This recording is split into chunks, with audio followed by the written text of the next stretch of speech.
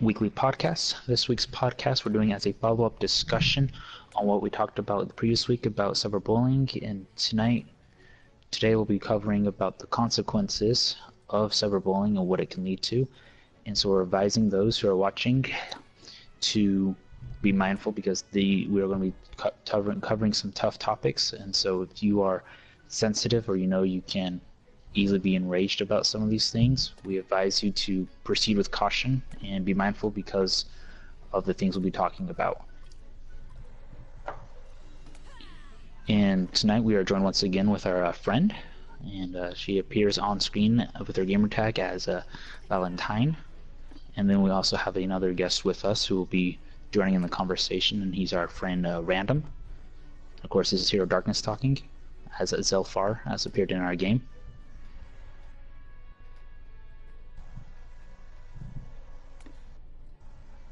Oh wait, we're going. This is a shot here. Shade. That's my gamer tag. Right in here. And Salt as Renakara. And so, one of the first things we're going to be talking about is kind of what makes a bully, and kind of why do they do what they do. And each case is a little different, but there seems to be, with what we've done with our research, a kind of general thing that's been going on and what the psychologists have done with their studies, and they've all kind of agreed on a somewhat agreement with what it is, because prior to popular beliefs is that they believe that bullies were just born that way, that it was in their DNA and their genetics, but studies have shown that that's not the case. Bullies aren't born that way, they are kind of made, and it deals with, sometimes they have the self-confidence, which is good. Everyone needs to have self-confidence.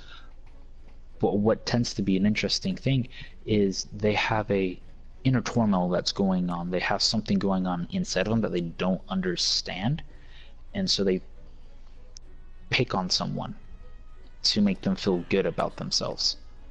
And so they may not fully understand themselves, but they know they do this. It generates some form of positive feedback at the expense of someone else.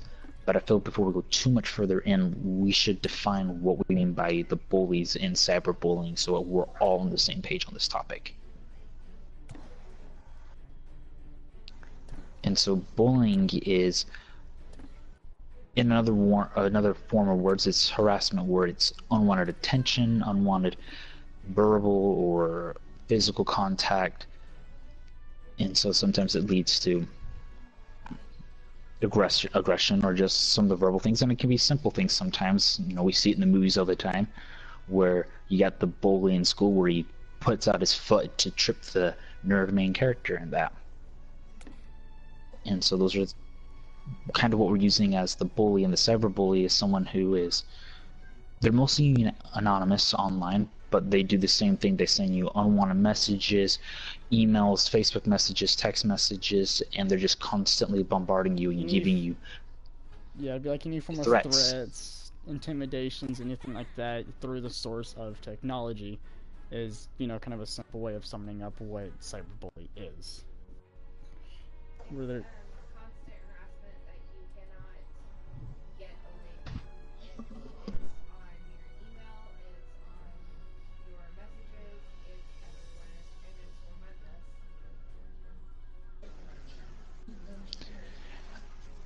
And so there's a lot of things that happen with the cyberbullies and with just bullying in general. And so the bullies, it's not so much, they kind of do look for an out, but they don't understand that that's not okay, because sometimes as the adults or the teachers, they see it or they don't see it, and then sometimes they don't know how to handle it, and sometimes the way they handle it isn't the best way to handle it, which only just then encourages it. Or the victim is the one that's isolated, and everyone's like, oh, he's the isolated guy, no one really cares about it, and it just allows the bully to keep moving forward. Yeah, because if no one steps in to stops the person, from bullying somebody, they're just going to keep with the harassment either on that person, or they're going to harass a group of people. Not necessarily, as them as a group, but just individual people, and that won't solve anything if no one is there to stop it.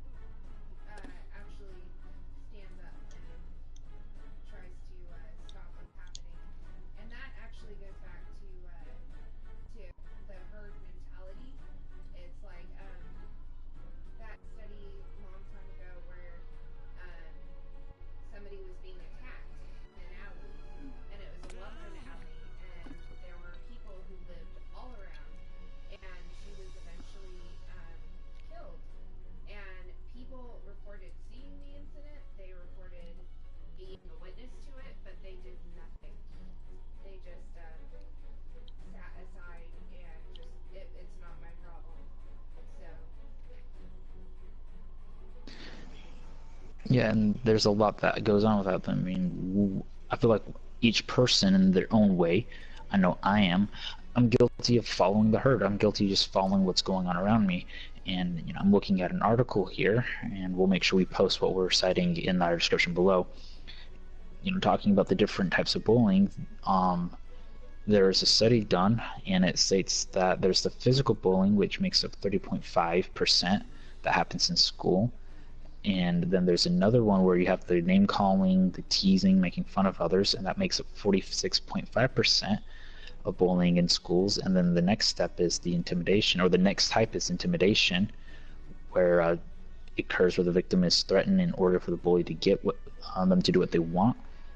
And that includes homework assignments or the money. And then the last one, this one doesn't give exactly the statistics, but is the cyberbullying, and it's, as we already established, it's through the emails, texts, and that.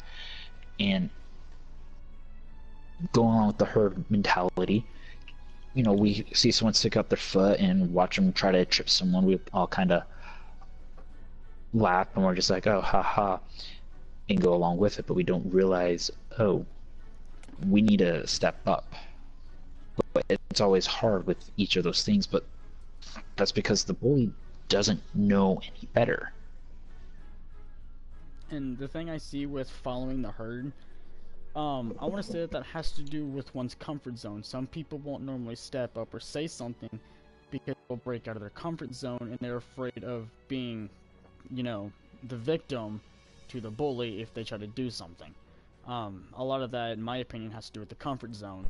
There's some things I won't do if I see it, just depends on what's going on, that I won't jump in, mainly because I feel like it's out of my comfort zone and I don't feel comfortable standing in to do something. Now, for the most part, if I do see something like that, I will, go and help, just to get, break out of that comfort zone, because if someone doesn't stop it, then it's only going to get worse, and that is going to create issues for the one being victimized. What people don't understand is people that are bullied, especially with cyberbullying, there are a lot of effects that go on, whether it be physical and or emotional. And more or less more emotional, in my opinion, than physical, because when you're cyberbullying somebody, you're basically cutting down their self-esteem, you're making them feel bad, and it's a way to put them into depression with just bullying in general. And we all know, I'm pretty sure most of us do, has some form of idea about depression, what happens, and what it can lead to. Some of the physical things can be, depends on if they're making fun of their appearance. That will force a person to change their appearance to, kind of help, whether it be like, a drastic weight change or something like that, that they will try to change to kind of, stop that form of bullying, if it's about their appearance. Like, for some like, if someone has like low self-esteem and they get called fat, well, that person is then most likely going to try to change their appearance and lose weight, even though they probably don't need to. But with people having low self-esteem, well, they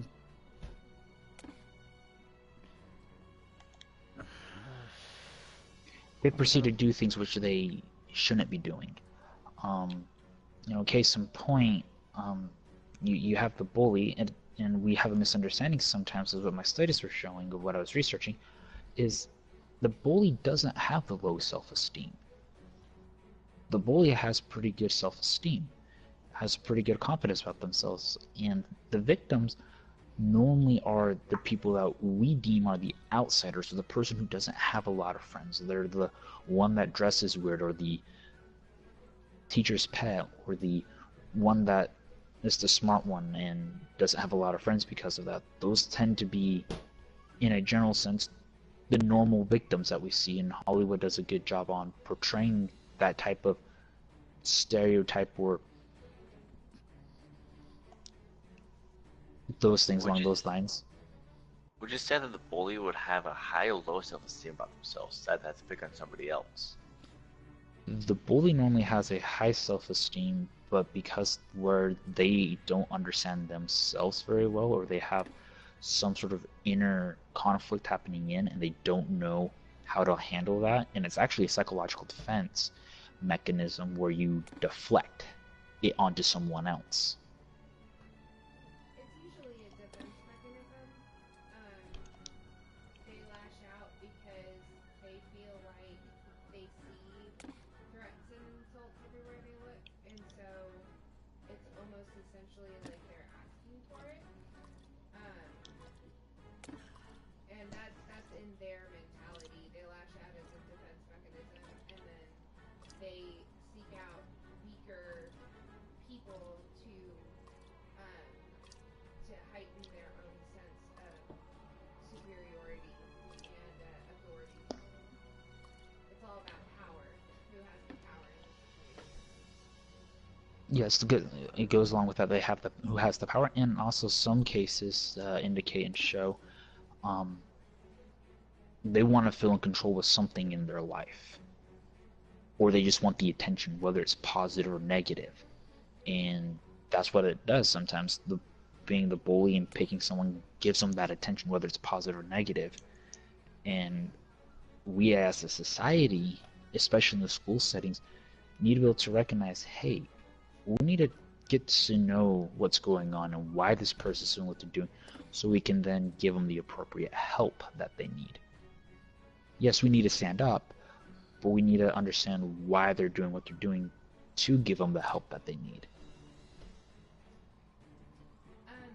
I actually thought about this a little bit on my own this week, and I feel like being a bully is like being a tooth in your mouth, especially an infected tooth. So like the tooth outside is hard, right? It's enamel. It's you can't penetrate it, like unless you're really trying to like crack your teeth out. But the inside is toxic, and it's vulnerable, and it hurts, and that's usually where the behavior comes from, being vulnerable and being hurt when that person felt the most vulnerable. as of like a retaliation in a way. They feel like they're getting bullied, so they'll end up venting out, neither bullying somebody else or trying to get revenge on the one bullying them, which will then pretty much fall into a cycle of a bully victim, which again won't stop anything if the one that gets victimized, or the victim, if depending on how they are as a person, if they lash out and get angry, they could end up lashing out on somebody else or go to the bully, which won't. It'll create an endless loop, whether just between them or amongst everyone else. Yes, exactly. And going on more with what happens, because oftentimes we focus on what happens to the victims, but what happens to the bully? Do we know what happens to some of the bullies? Do we know what happens to them after high school, after their adolescent years? What happens to them as they continue going on in life? Do they eventually grow out of it? Do they get the help that they need? What happens? I think a lot of times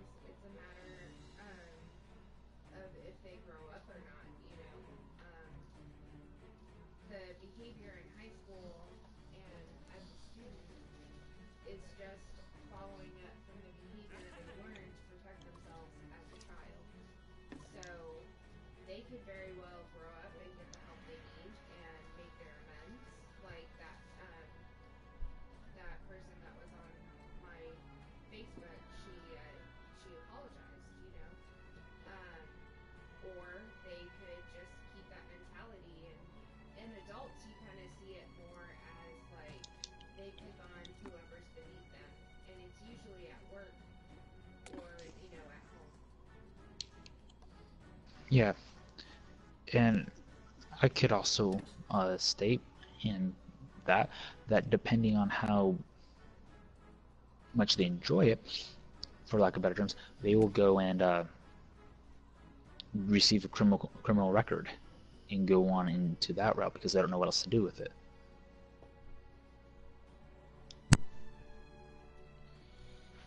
Right. It's just a matter of if they dig deep within themselves and find the root of the problem. Like, why do they feel like they have to lash out when they're just feeling vulnerable and hurt? Why can't they just be honest, like, about their feelings? And that's kind of where the impasse is. Well, going off the feelings aspect, letting someone know about your feelings makes them feel sometimes more vulnerable because they'll open themselves up to maybe a world of hurt that they don't want. Right. This is easier probably for them to lash out than to ask for help. I do. Hey, I am.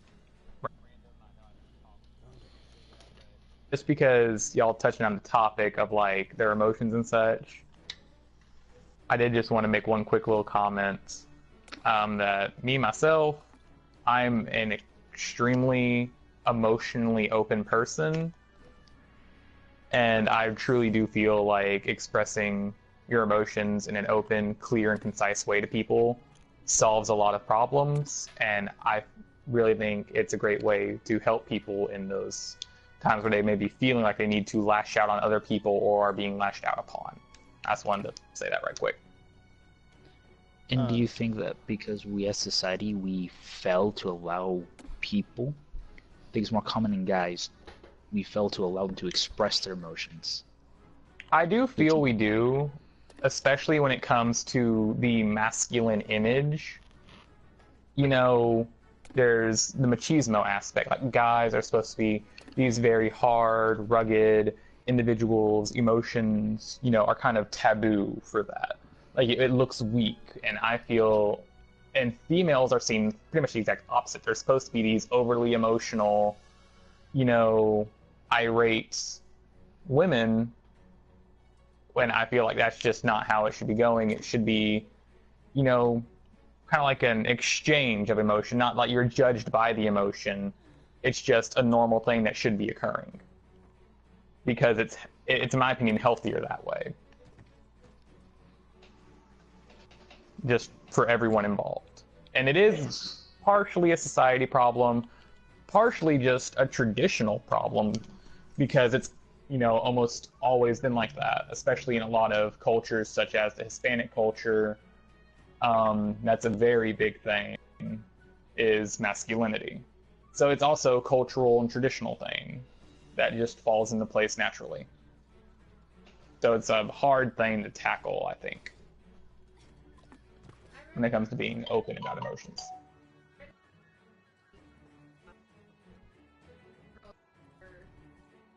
Based on the social media aspect, are a lot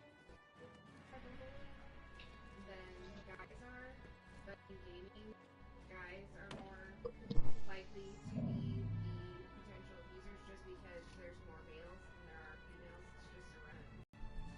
Also, be especially on the emotional aspect, um, girls sometimes know exactly what to say to just like get you right in the heart of what you're insecure about. But with guys, it's more frontward aggressive, which is like you suck, stuff like that. Just so y'all know, that is exactly how every guy sounds. That like that little voice she just did. That's how I'm gonna say it for now. You suck. And that's, I think you both nailed it on the head. I mean, girls know how to destroy or hurt someone on a very emotional level. Well, the guys know how to do it more on a verbal level or a physical level. And I feel we, as a society, and what each of us can do is, if we see it, do our part and try to help them, whether it's to be their friend and teach them, say, hey, what you're doing is not acceptable, or direct them to a counselor where they can receive the help. Because if they don't grow out of it, that's just going to continue. And going to an extreme is sometimes we hear about, sometimes on the news, about the abusive relationships where we know our friend or two that's in an abusive relationship, and that just may be due to the guy or the girl not figuring out who they are and not dealing with their inner turmoil that they're dealing with. And they're not receiving that help. It's hard to ask for help, especially in a day and age where, like, it's incredibly hard to be vulnerable. It's also hard to ask for help, even on the boys' end, it's almost like I kind of feel bad because, I mean, it's just hard to be vulnerable. Because no one likes to appear weak, and you're right, no one wants to show that vulnerability. At the same time, it shows a lot of character to show it and get the help and reach out and ask for help.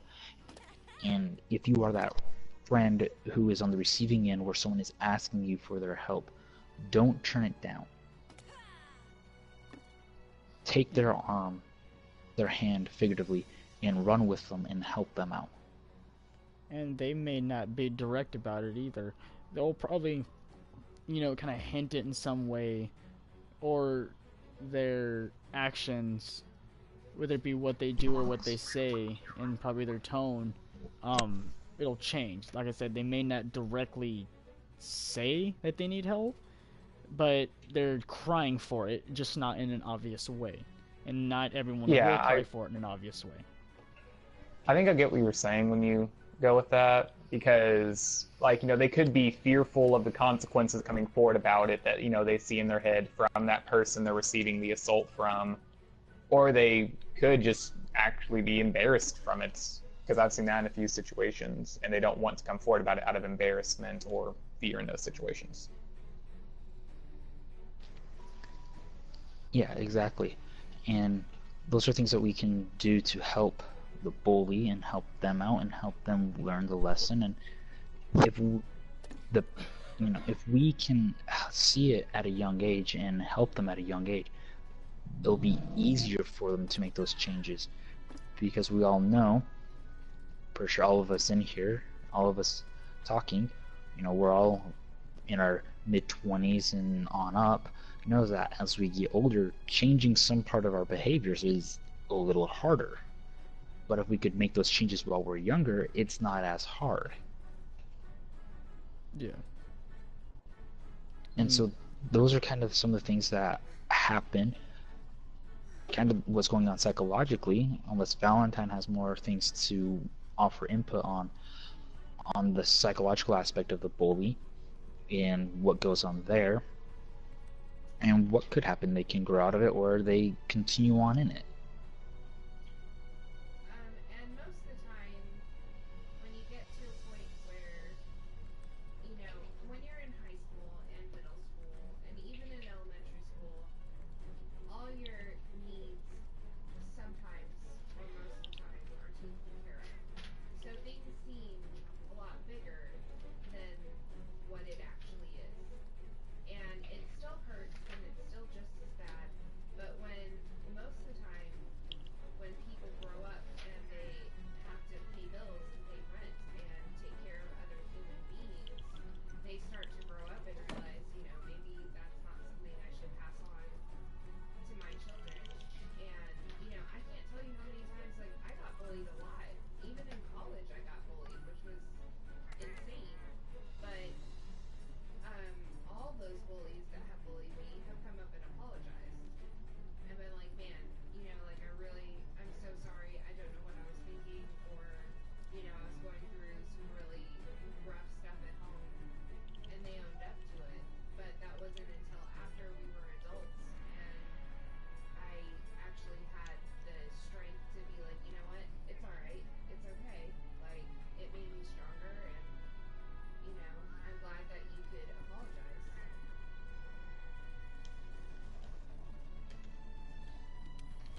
Yeah.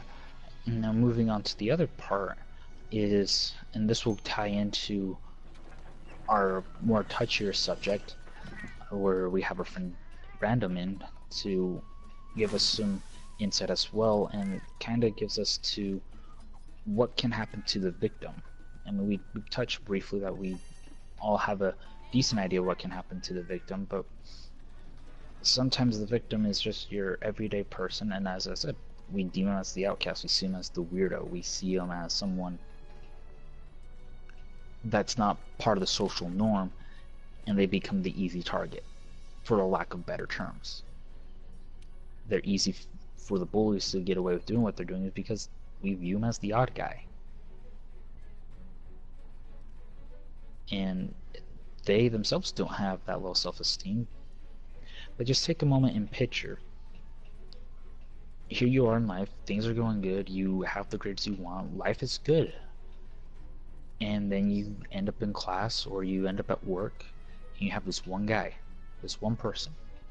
And he or she is constantly bombarding you and poking fun at you, name calling, and you've done your part. You've tried to tell them to stop. You try to handle it on your own. You go and talk to your supervisor, to your teachers, and they're still going on and they're not doing anything about it.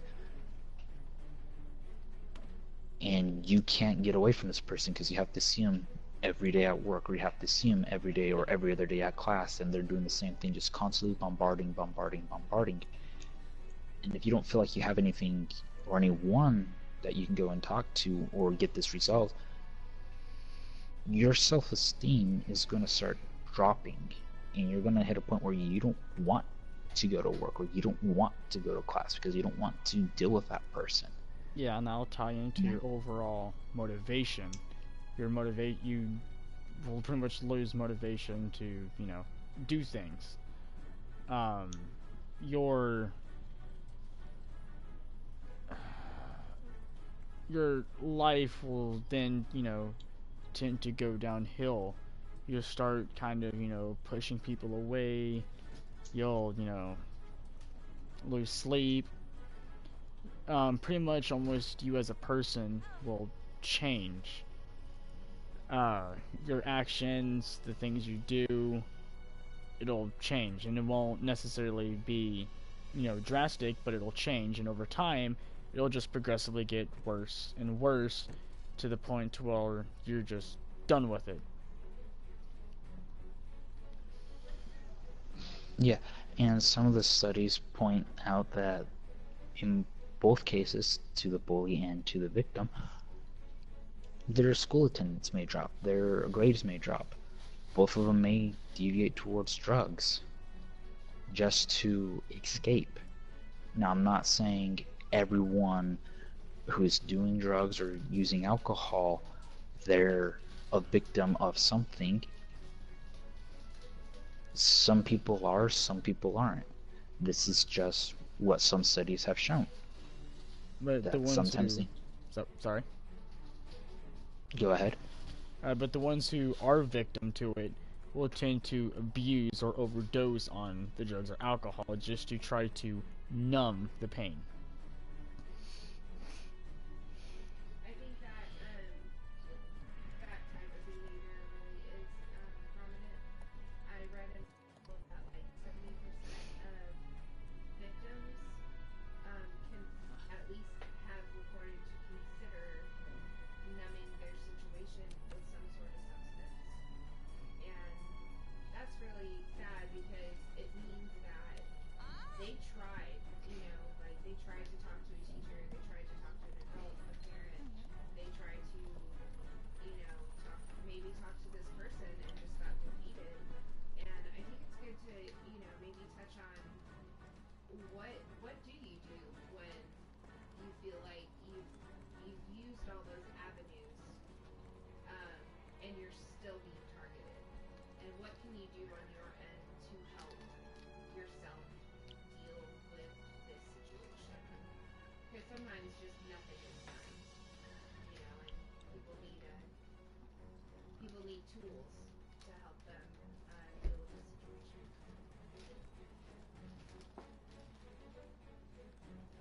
I feel like the first thing is if you've exhausted your families and your friends and you feel like you're not getting the appropriate help from them, go to a counselor. I know no one likes to mention they're going to a counselor or they're seeing a therapist, but they know this type of stuff. They've studied, they've done their homework, they went to schooling for this stuff. They are your emotional doctor. We all know we go to the doctor when we're in physical pain or something's hurting with us, but we neglect our mental and emotional health, and like therapist, the counselor, they're the doctors in those regards. Go there. If you're a religious person, go to your religious leaders. They may be able to help you out on a religious level and help you overcome and help you become better and that. Or they may be able to direct you to someone who's qualified to help you out with these things and maybe give you the same suggestions that we're giving. I think it's important to mention that, like, if you're underage and you're in high school, most all high schools are required to have a counselor on site. So if you just go to the administration where the principal, vice principal, school secretary is, usually they can hook you up with a counselor that's within the system itself. Or if you're in college, I know that most all colleges, tiny little one I went to, has a panel of counselors to help you. I think that they are required by law to have counselors on site, and so you Yes, reach out. and same thing, middle school, they have counselors as well as and that. Elementary school, I can't say, but I do know middle school on up they do. And so don't be afraid to go. You're not weak. You're strong. And getting the help shows that you are strong. Shows that you want this fixed. You want to get it taken care of. Because it's easy to fix the wound when it's small. It's easy to get small stitches.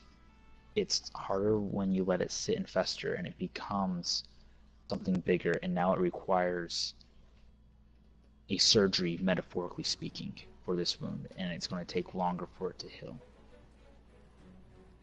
Another amazing resource is, and I stumbled across it researching for this topic. It's www.stopbullying.gov.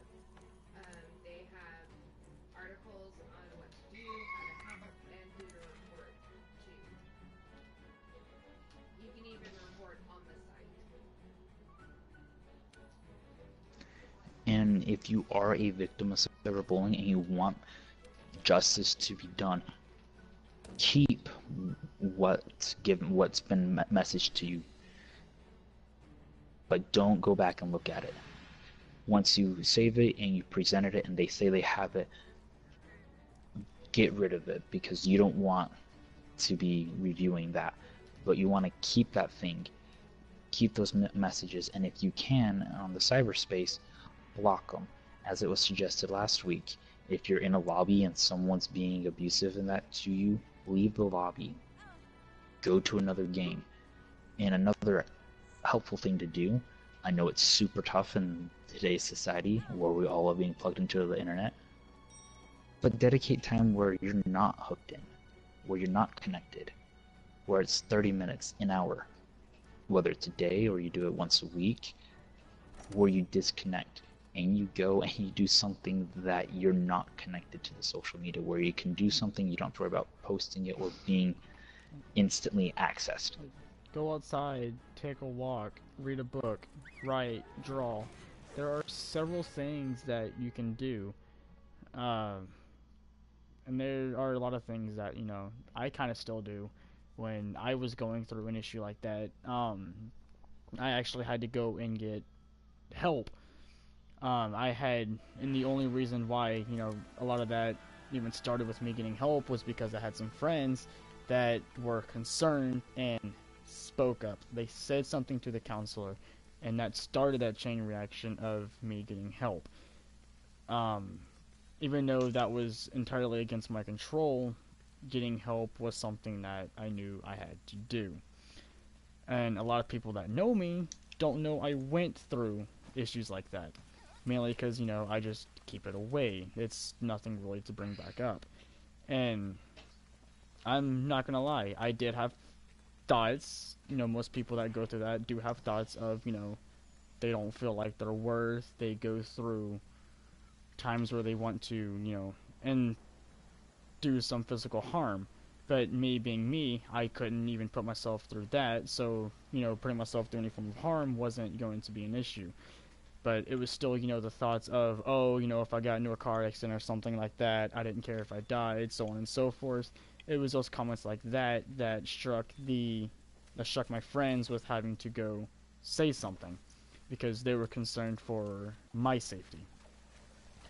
And so some things that I had to do was I had to write in a journal every day, every night, and keep logs of it. And I had to keep doing that for I don't even know how many weeks just to show that I was getting better and that I wasn't, doing anything stupid. But, it's just kind of small things like that that they had me do. And just now, I'm pretty much don't go through any issues like that. There are some days where I'm just abnormally quiet. I do have friends and people like that that ask me, hey, are you alright? Is everything okay? I can understand that, but there's nothing going on. I just tend to just get in thought and just think about everything, whether it be, ahead or behind, but I don't really have those issues anymore. Like, yeah, I still, tend to kind of isolate myself, just be more myself, just kind of not really bother people or just kind of ignore people. But that's not necessarily a bad thing. That's just I need time to myself. I don't disconnecting from the world as a whole for a while just to let myself relax and to be me. Not have to worry about what's all around me. And I like to point out that like not everybody is good at journaling. I am horrible at it. I try really hard to journal every day, but it just doesn't happen because I get distracted or something like that. But what my therapist when I was in high school told me, and it really helped me out a lot, was to have two or three tools at my disposal so that whatever I felt like doing that day, I could do. So if it was going on a walk that day, I would go on a walk. If it meant talking to my friend that day and going and getting coffee, that's what I would do. I would invite someone to go get coffee. If it was just me, a journal, and Green Day on my, you know, at the at that point, the portable CD player, because there was no like cell phones or like iPods or anything, then it was that. It doesn't mean that you have to like journal every single day. Like having a couple or a few tools at your disposal, especially for people like me who are so easily distracted, it's a good idea. I also try to write a journal almost every day, but I don't do it. But we have our own ways to relieve our stress from our surroundings and to do different things. And everybody has their own stressful relievers that they do also. So people who do something gets picked on, they go to those stress relievers that they have to help them, I guess, relieve that stress. And some people, they turn to drawing. So these are things you can do in junction with going to and visiting with a counselor and meeting with them and seeing how things are going. And so you don't have to do just one. You can do that, have that friend, do some things that way you can build yourself back up. And the last thing you want to truly do, it's fine to have those few hours by yourself, the hour or so by yourself, but don't spend exclusive time by yourself alone, because that leads to some other serious issues that can happen mentally. It's okay to be alone, but excessive alone time is not healthy, and each person is different for how much time they can handle alone. And it really depends on if you're an introvert or an extrovert. for me, I gather energy and positivity through being around other people. I love being around other people. I love hanging out with people. I love having deep conversations. I love staying up till 3 a.m. and talking to people. But that's not everybody. If you're an introvert, sometimes being alone recharges you better than being around people. Being around people is sometimes exhausting. But some people recharge by themselves a lot better. And that alone time can be with reading that book or writing something. It doesn't have to be a journal. You can put together a story and create a fictional world that you can go and escape to and build that. Or just jumping in real quick. Oh, sorry, continue. Go ahead. Since we're talking about like different ways people relieve and such. I know you're talking about like journals and the like, and I like to joke with my friends a lot that I'm what I decide to call myself an emotophile. And when I'm feeling extremely stressed or like I'm having a bad day, I like to vent my emotions basically by like watching emotional or playing emotional or reading emotional things. It's like basically getting it all out is how I take care of it, and I find that really helps me in particular. So these are just different tools, different options that you have available, and just different ideas to help you with these things. And unless anyone else has any other comments on this, I think we've covered well on different things that we can do.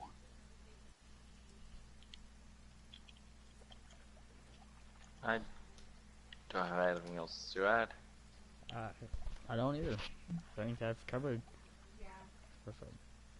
Because the last topic, and this is where we know we are being extremely careful of and cautious of, because we know that what we talked about is very real, and we also know what we're going to be talking about now is also very real, and it does affect a lot of people, and it does affect people on so many different levels, and this is as a consequence of bullying, and these are extreme cases, but it's on the topic of suicide.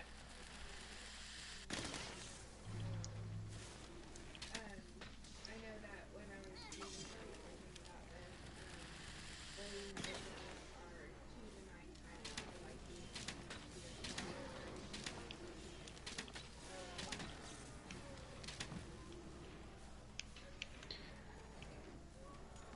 than And this is very real.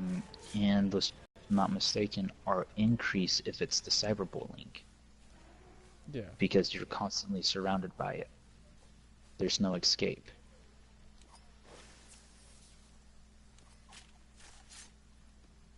And so we have our friend Random on here because now he has some personal things related to this, and he's going to share what he feels is necessary to share.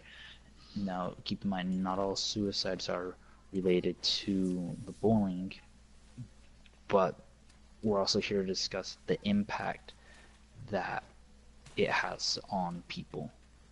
Because one analogy I'm going to use, you have this rock, and it's in this lake. And you take this rock and you throw it. And you represent the rock. And you hit the water. That single action of you, when you hit the water, you create a ripple effect. Because we've all thrown the rock and we've seen the ripples happen in the rocks. And that shows where the rock entered at, and there's a ripple effect. So our choices, our decisions that we make every day, big or small, affects those around us. And so we're here to tell you that, yes, things do matter with what you want to do. Even if you think it's insignificant in your own life, it may be significant in someone else's life. I think that it's important to note that, like, of course, we know that suicide affects other people other than yourself, but it really does affect people that you would have no idea that even care. And if you could just take 1 second to, even if just you're hearing this podcast and you're going through this issue, taking 1 second to understand and realize how your reaction to this situation could affect your family, your friends, your even people who see you at your job or your boss, or it's important to know that a lot of humans care about other humans.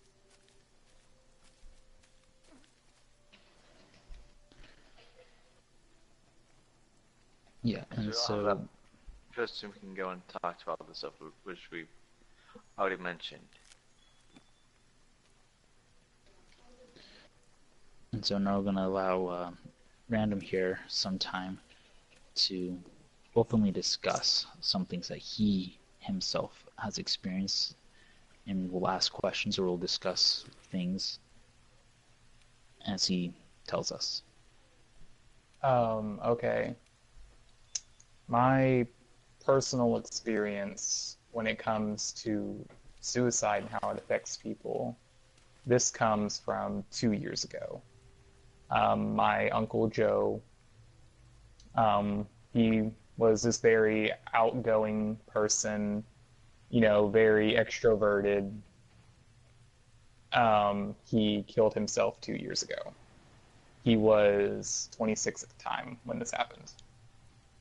And this was a very big shock to my family. He had recently been going through difficult personal times. He was falling in with, not the best, healthiest groups for him to be with. And he was abusing substances. And I do feel as if that had an impact on his thinking when he did decide to kill himself. And it was a very hard thing for my family because it was a very slow thing that we eventually culminated with us finding out what he had done.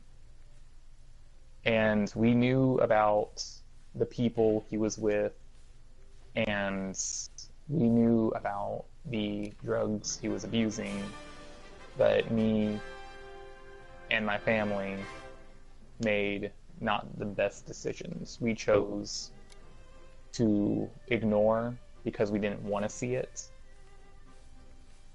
We chose to ignore it because we didn't believe it. We didn't believe he was capable of doing that. Or we were hoping it would work itself out. And we were idle in that. And we were very destructive to him. We were not supportive.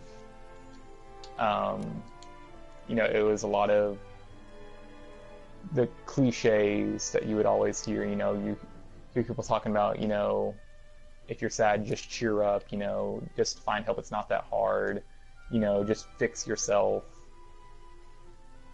And we made those mistakes with him, and it cost us a lot when it came to his death. And it was because my family was unresponsive to his cries for help, as we were talking about earlier, because he showed signs and we chose to ignore them. And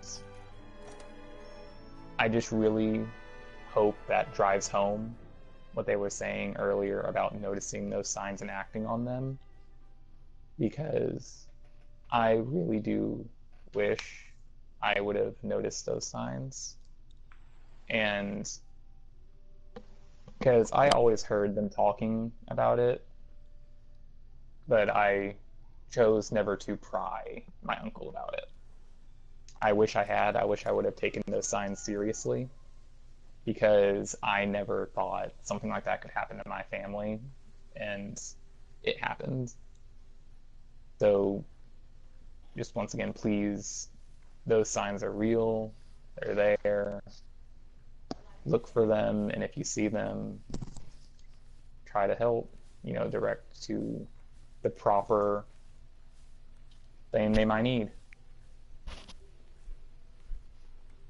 And some signs I didn't mention, um, their interest in firearms, um, knives, things like that. They also play a role in their change of their actions, things like that.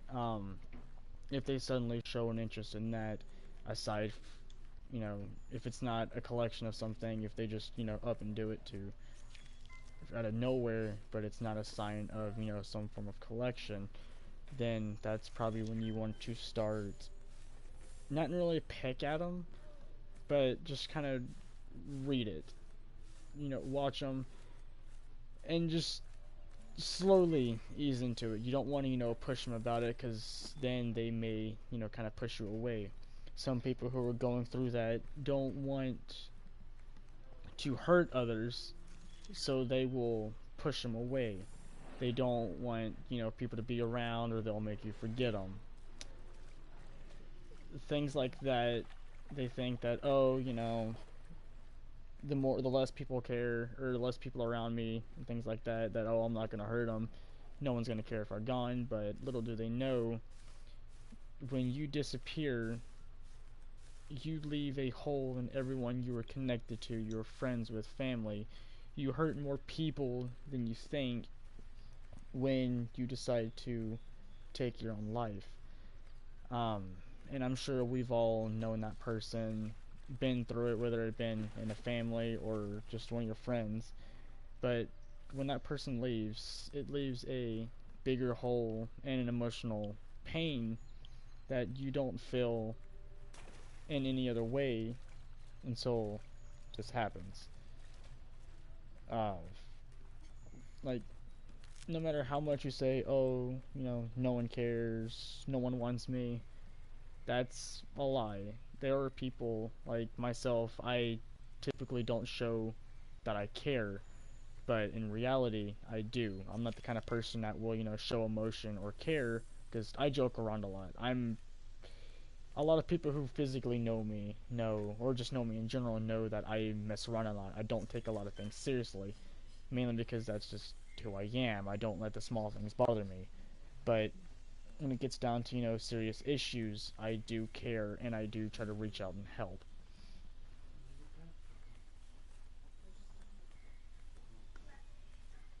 I think it's also important to mention that, like, um, mental illness and also being a victim of bullying, you have thoughts, and those thoughts seem very real, especially when they're being reinforced by people who being like, hey, you suck, or you should just. I know that I knew, well, I saw cyberbullying once, and this guy said, drink bleach and die.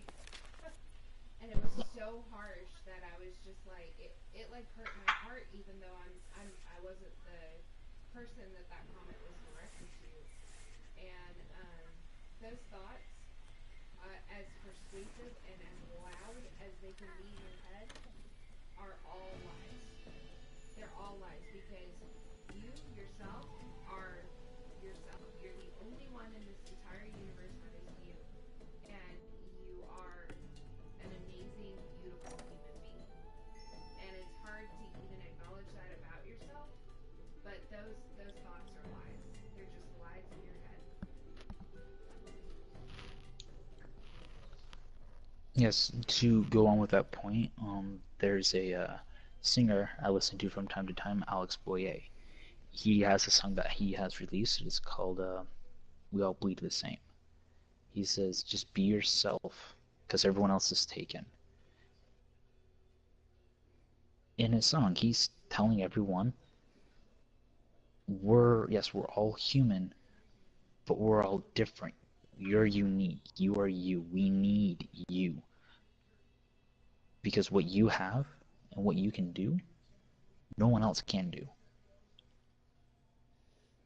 And we are all aware that some things you can't just toughen shoulder and push forward and push through it. You need to get the help, and that's okay.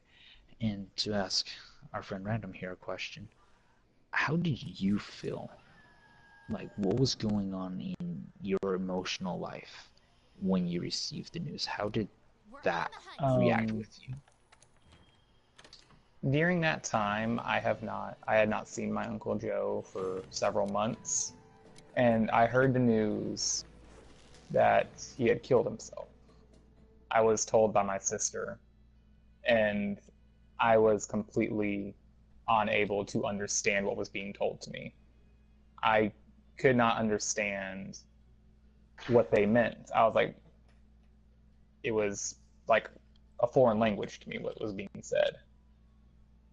And I didn't know how to handle it. And it took me several days to come to the realization of what had actually happened. And for those days, I was just in a confusion. And when it finally hit me, I was extremely depressed. Me and my sister and my mother shed a lot of tears over what happened because we were all very close to him.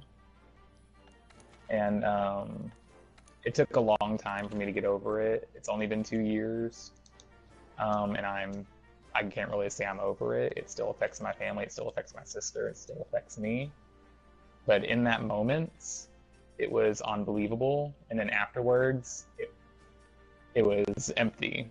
It was just nothing but like despair. So it affects everyone when you make that decision. You know, you're hurting yourself, you're hurting people you care about, you're hurting people who you may not even know you're hurting. And that's, you know, it's a very difficult thing to go through. I have a question. Did you reach out to any resources during that time that you were grieving? I did. I talked to a therapist who was very helpful. He was a grief counselor, and he did help me work through it. I spoke with him for not very long. I only had a few sessions with him. I think over the span of 2 months, so it was like maybe 4 sessions in total. Very small interaction, but even that small interaction helped. I also had my family, so we were able to comfort each other. So, you know, there's also that there for you. Don't underestimate how important your family is during that process. To have them there for you is a really important thing, in my opinion. It really does help to know that, you know, they're feeling this too. And I guess my next question is, if you could say anything to somebody going through the position that you were in when you were grieving, what would you say to them? I would tell them to not be ashamed of how you're feeling. That you're feeling this way, and it's good you're feeling this way.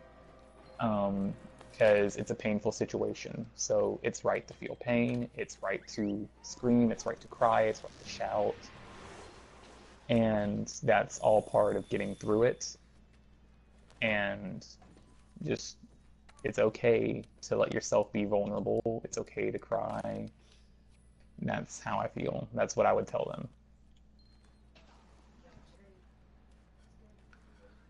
And that is some really good sound advice because someone just passed away.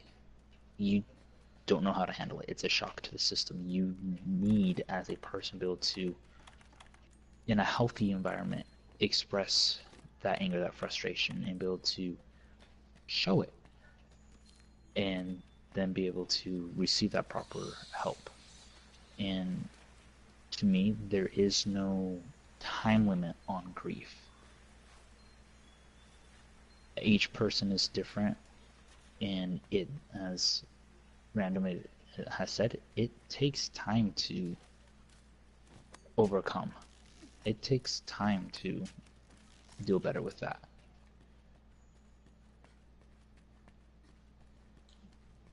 Because I agree. Because, you know, I've lost someone in my life on a different level, on a different incident, but I can agree with what Random has said. It's okay seeing a counselor. It's okay to let that anger out, that frustration out, because it needs to, because the person's no longer there. It's unexpected. And so what other advice would you have for someone random going through this?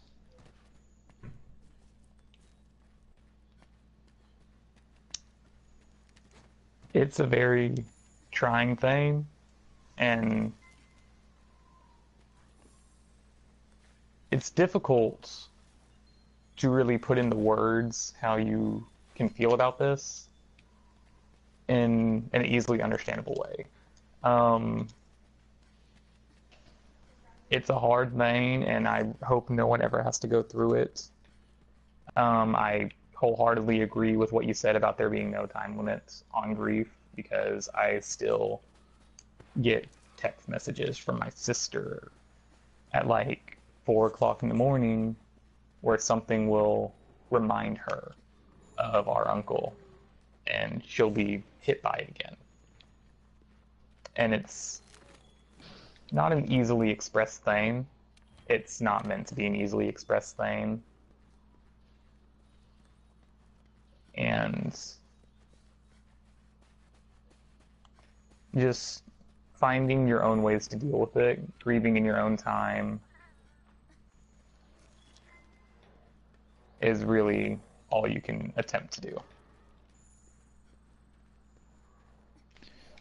Yes, because see, I have experience because where you've had 2 years without, I've had 10 years without. Mm-hmm. And so there's some days where, yeah, it comes upon you unexpectedly. But for those of you who may be watching this, who are contemplating things about your life, take a moment. Write down the list of people in your life and think about them. Whether they're ones you associate with on a daily basis or ones you know you kind of associate with every now and then. Just write them down. Because reality, when something like that happens, it affects everyone. You may not think about it, but it will affect them all. Which is why I led into this with the analogy of the rock hitting the water. That's your action, and the ripples are those around you. And how that affects.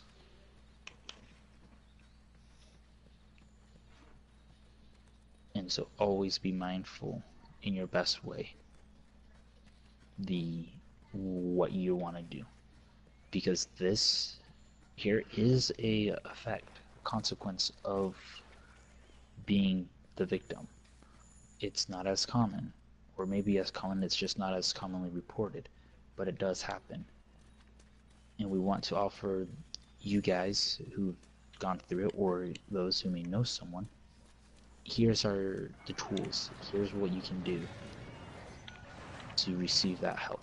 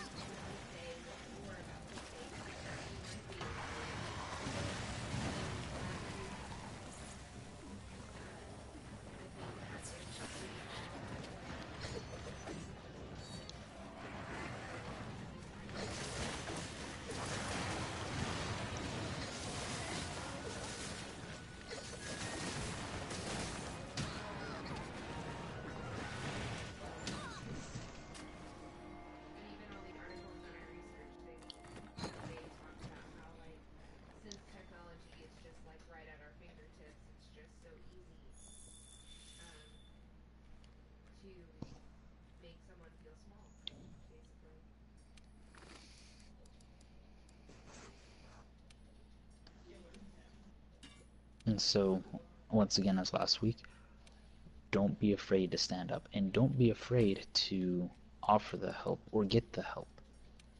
It's okay to get help. It is completely okay. It indicates that you recognize that there is something going on in your life and you need to get that fixed, or you want to get that taken care of. That is okay. It helps you become a better person. And as I said, we are meant to live for so much more. We are meant to leave this world better.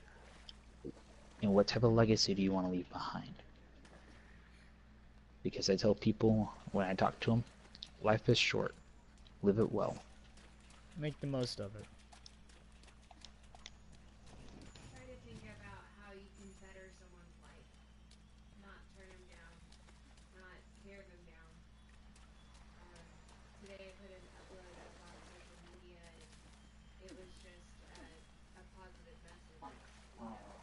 You are beautiful. You are loved. You are valued. You are your only who, the only person that you are. And if you have been bullied, if you have been cyberbullied, you can take a break. You can stop even thinking about bullying and just stop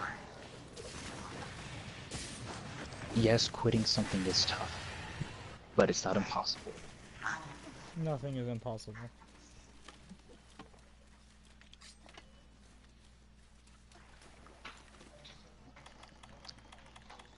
With the power of friends and people around you, you can get done what you want to get done. There's always someone out there to reach out for help. Because this is your story. You are the hero in your story. How are you going to be the hero? And I would also suggest as well, find a positive role model. Someone who you can look up to, who you can say, hey, this person right here lives the type of life that I want to be a part of. Leads in the type of example that I want to be in. And make it someone positive. And if you don't, or if you can't find anything, then be the person that you want someone to follow.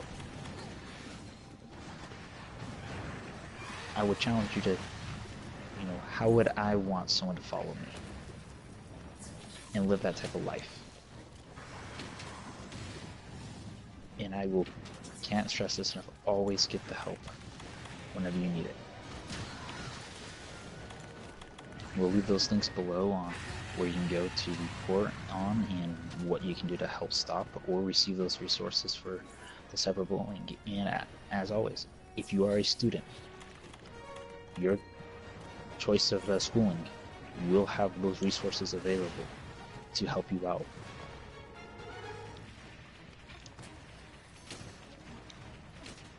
Because don't be afraid to take care of your mental and emotional health. That is just as important as your physical well-being.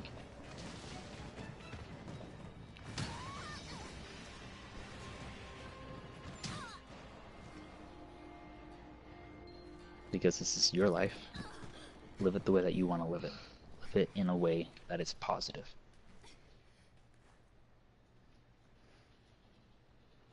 So I guess I want to put out this question to everybody. How do you feel like bullying or cyberbullying has really affected you and changed your life? Whether It's made you stronger? Do you feel like it's, you have more coping mechanisms because of it?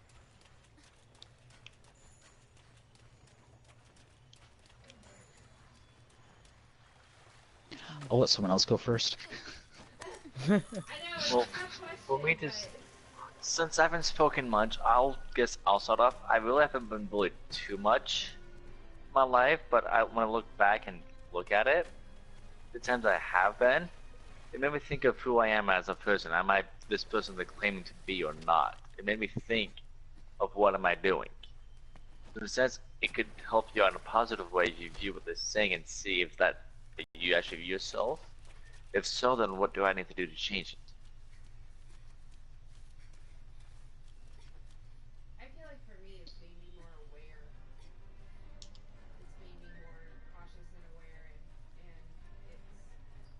they may be the person that I wanted for someone who's completely different. And more likely now to end up in my circle.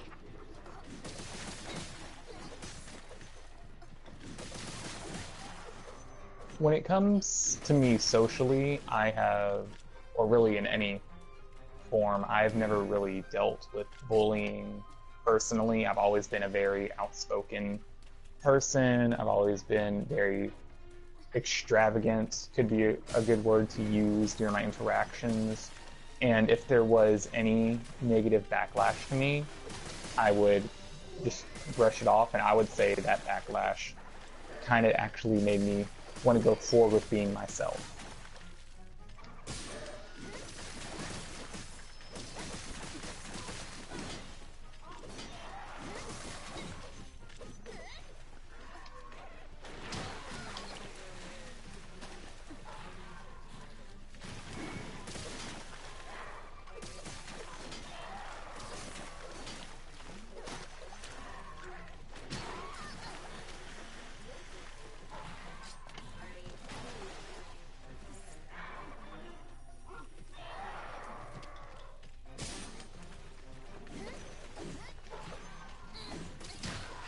In my opinion,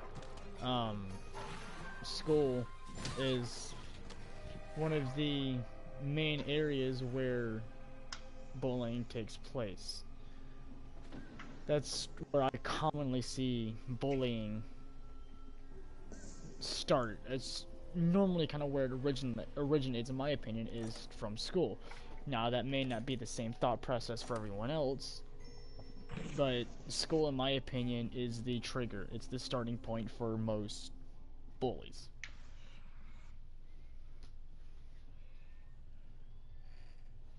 Yeah. Now, to answer your question that you've asked, in my life, it has those similar things. I want to help people out. I want to make them become better. I want to help them out.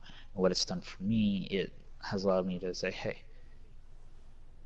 it's okay for me to express my emotions, but don't wear my heart on my sleeve where I can easily be hurt. It also helps me realize that it's okay to ask for help. And it's helped shape me into a guy who is very compassionate, very loving. If I consider you a friend, I will, no questions asked, be willing to help you out with whatever you're dealing with. I will walk that mile in your shoes. Then it doesn't matter what's going on in your life. If you need someone to talk to, I will listen and talk it out and talk it over and just be that ear. That's the same with myself. Sometimes you just listening, just being there for that person and just listening can do so much more than, you know, saying, just talking to them. Because you can say, oh, I know how you feel and things like that. Just don't bother saying it. Just listen to them. Because letting them talk can be, or is more helpful in my opinion, than to, just say, oh, yeah, I know, I felt your pain and things like that. Just listen. Let them say what they have to say, and they'll tend to open up more and will seek help when they realize that what they're doing is not the correct thing to do.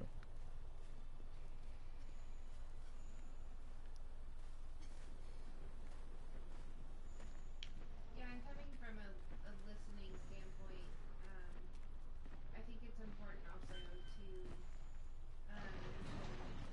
a lot of times when you're listening to someone who's trying to go through something, I know for me, I just want to fix it for them. I just want to tell them how to fix it and how they can like approach the situation and fix it themselves. And sometimes people are just looking for an ear. Like they just want to talk about their experience. And they just want to talk to somebody who understands. And it's the hardest thing for me because I am an introvert and chatterbox. But just sitting there and nodding and really listening to what they're saying, and then if they want me to speak, just being like, well, following up with, I'm here for you, and you're amazing. You're an amazing person, and just trying to be supportive.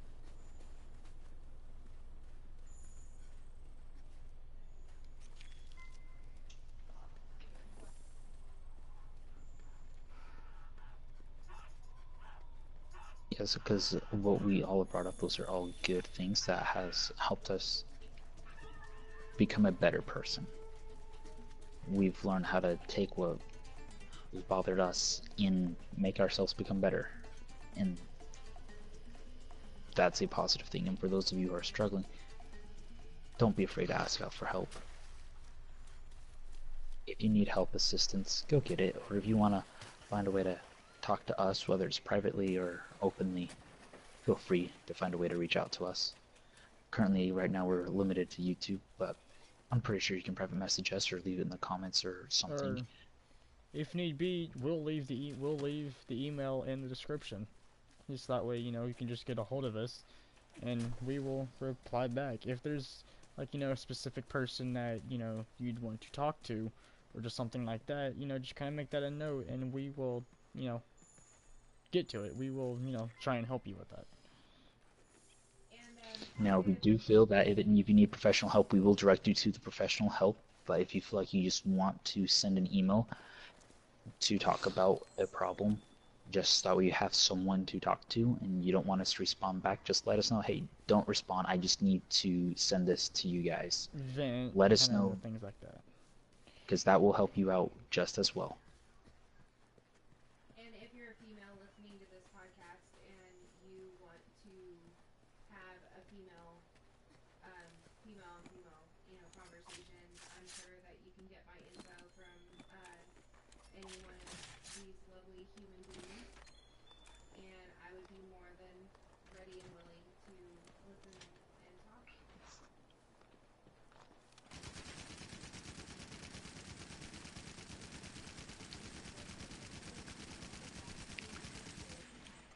Does anyone have anything else they want to add? I would real quick. I want to thank all of you for, inviting me to come speak with y'all. And I want to thank anyone who's listening for putting up with my ramblings for a good bit. You're very loyal people. And I really appreciate being on here. And we really appreciate for both of you being able to take the time out of your day to come and be on this. Yeah, I have no life, so. I'm pretty sure we all can say that to a certain extent. I have a life, but yeah. I'm not using it. You gotta use it to the full potential. Well, I mean, we're all gamers. Yeah, it's waiting for me, hoping one day. Well, to be fair, we're all gamers. We don't have one life. We have many lives. Right? Yeah, I have multiple save files. Multiple save slots. So thank you for everyone for coming, for our guests, and if we feel like we want to have you come back on, or if anyone out there listening, you want to find a way to get on, feel free to contact us and we'll take a look and we'll figure out a way to get you on if you want to be on to either revisit or you have your 2 cents worth that you want to add in, or feel like you have a good idea for a cast, let us know and we will see what we can do to find a way to help you get on, or you just give us a list of questions that you want us to answer and we'll do that too. And as always, guys, we would like to thank you for anyone who made it this far. If you're having issues, go get help. We can't stress that enough. I mean, you don't know us, we don't know you.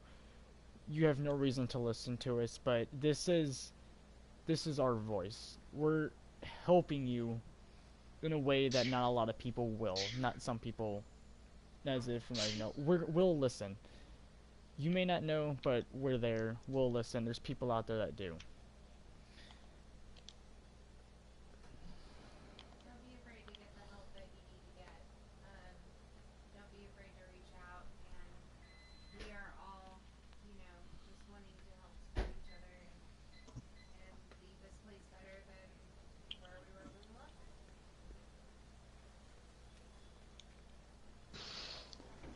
And again, we And would like so, to thank, our two guests here for joining in. We would like to thank anyone who's made it this far. If you enjoy this video, leave a like, leave a comment, share this with people who think that, they may need something to listen to. Yeah, just be a voice for somebody. You doesn't have to be big, just be a voice.